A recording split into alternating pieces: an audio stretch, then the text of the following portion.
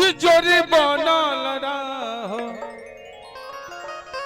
कि जोरी बनल रहो दुल्हा दुल्हीन के। हम भगवान से, वो परम पिता परमेश्वर से, वो 56 कोट के देवी देवता से ही आग्रह करब कि जोरी बनल रहो, ही जोरी बनल रहो, कि जोरी बनल रहो। अरे है दुल्हा दुल्हीन के, वो समधि समधीन के।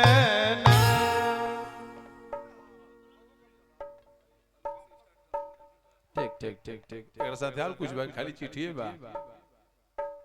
चलिए बहुत बहुत धन्यवाद। चल बाबू कि जोरी बनल रहो, कि जोरी बनल रहो दुल्हा दुल्हीन के, समधि समधीन के।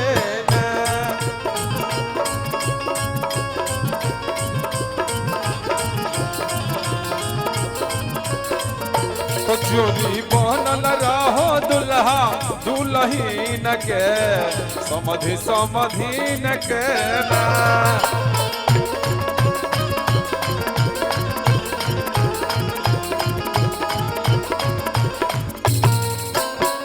दुल्हा दुल्हीन के हो, दुल्हा दुल्हीन के,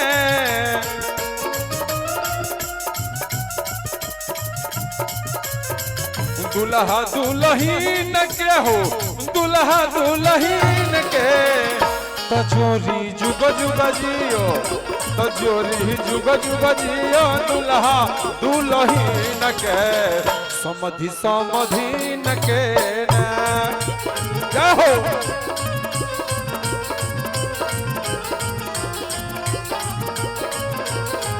तो जोरी बनल रहो दुल्हा दुल्हीन के, समधि समधीन के।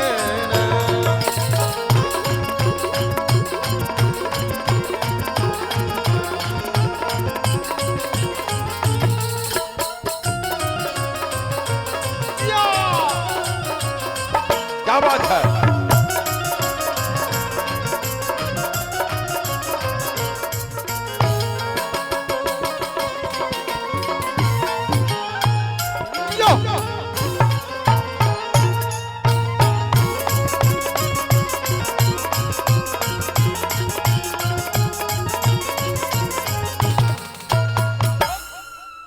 बंद कर बाबू।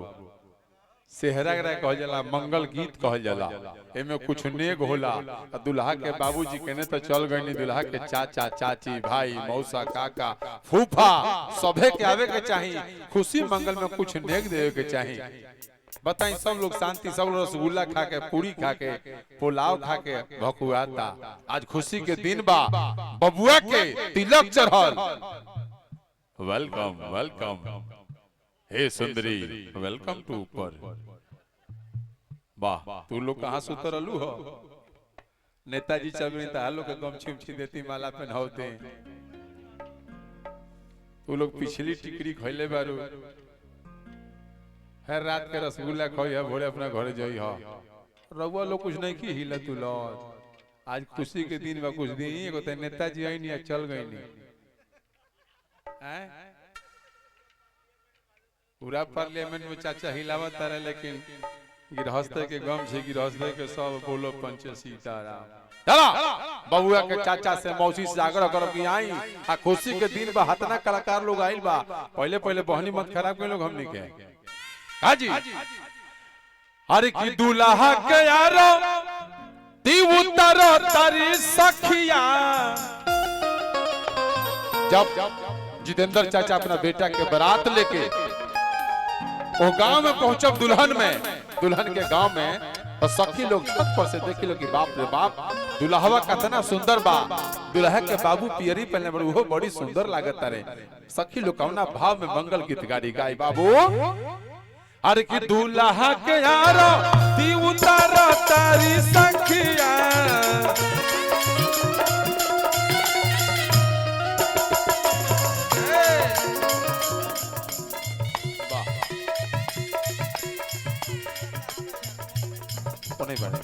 एक एक मिनट रुका हो।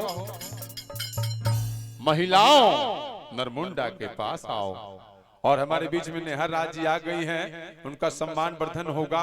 थोड़ा सा विलंब किए नहीं तो चाचा सांसद महोदय निकल गए, आपके इंतजार करते करते। बैठिए दीपक बाबू, नेहा राज जी आगमन हो गया है, विकास जी से आप मिल लीजिए। हाँ, महिलाओं मेरे पास आओ। हाय चादर कमर खोला, ठंडा लगा था। वाह, अतन झूम लो, खुशी के दिन में देखें गीत और संगीत कैसे मजा वाला। बाबू मास्टर तो हनो लोग के मिली बेटा, चिंता मत करो। अरे ड्राइवर कहे कि तो खलासी के मिली, चला। अरे कि दूल्हा के यारो ती उतारा तारी सखिया,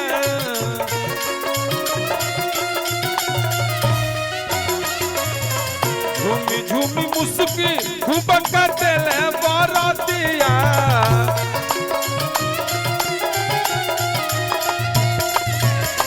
दूल्हा के यारो ती उतारा तारी सखिया, झूमी झूमी मुस्की खूब कटले बरतिया। तनस्ता चलत बरुए, तनस्ता चलत बरुए, रसगुल्ला नमकीन के नाश्तो चलता। अनिल भाई नाश्तो चलता, गरम गरम लाल का रसगुल्ला, उजर का रसगुल्ला। यहाँ तक नाश्ता में इतना व्यवस्था बाकी एक आदमी के पेट भर जाए। केहू से एक जीवन नाश्ता ना सधल हो। जितेंद्र बाबू के दरवाजा बात ना, सुंदर व्यवस्था बा, पूरा किस्म किस्म के रसमलाई मिठाई से डिब्बा भरल बा। खा के नरमुंडा प्रसन्न हुआ कि नाश्ता चलत बरुए, कि नाश्ता चलत बरुए, रसगुल्ला नमकीन के समधि समधीन के।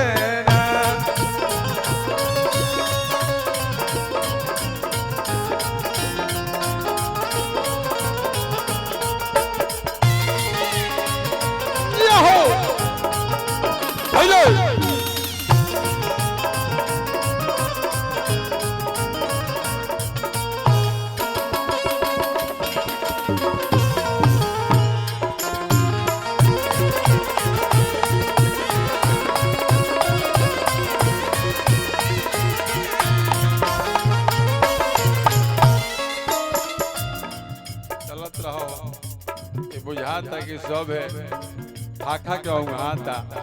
भाई शांति भाबा, बैंड बाजा बाजो तावे नाचे घोड़ा हाथी।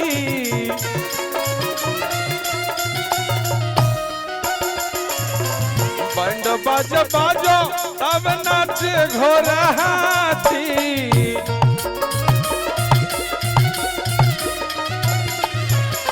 बेटा परिवार के नाचे ही तो साथी।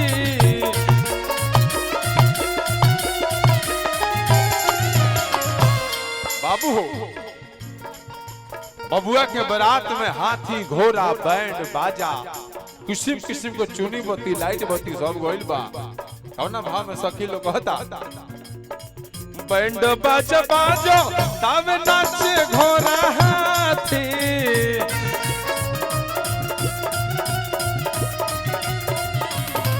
झूमी झूमी नाचो तारे सगरी बाराती।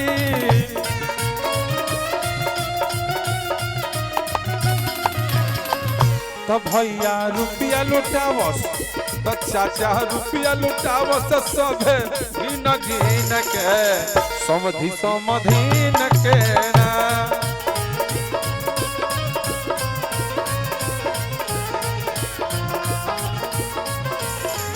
तो जोली बनल रहो दुल्हा दुल्हीन के समधि समधीन के ना।